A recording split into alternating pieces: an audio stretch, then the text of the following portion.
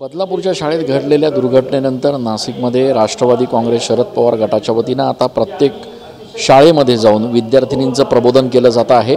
विद्यार्थिनींना good touch bad टचच्या संदर्भात प्रबोधन करून त्यांना या सगळ्या परिस्थितीशी अवगत करून स्वतःची सुरक्षा नेमकी त्यांनी कशी करावी या संदर्भात त्यांना माहिती दिली जाते आहे। राष्ट्रवादीच्या सगळ्या पदाधिकाऱ्यांच्या वतीनं शहरात सध्या हे एक उपक्रम जो आहे तो या ठिकाणी राबवण्यात येतो आहे। नाशिकच्या CBS परिसरातल्या गव्हर्नमेंट गर्ल्स स्कूलमध्ये सध्या राष्ट्रवादीचे हे सगळे पदाधिकारी पोहोचलेले आहेत।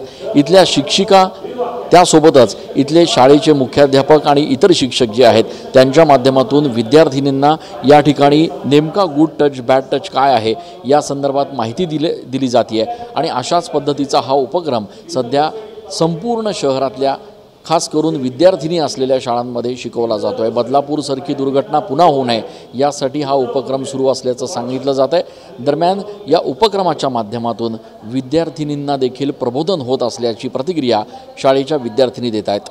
कॅमेरा पर्सन आकाश शेवलेसह मी चंदन पूजाधिकारी TV9 मराठी।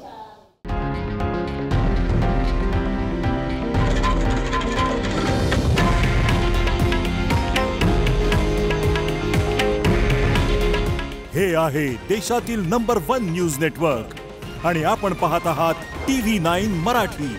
काळजी तुमची, हित महाराष्ट्राचं।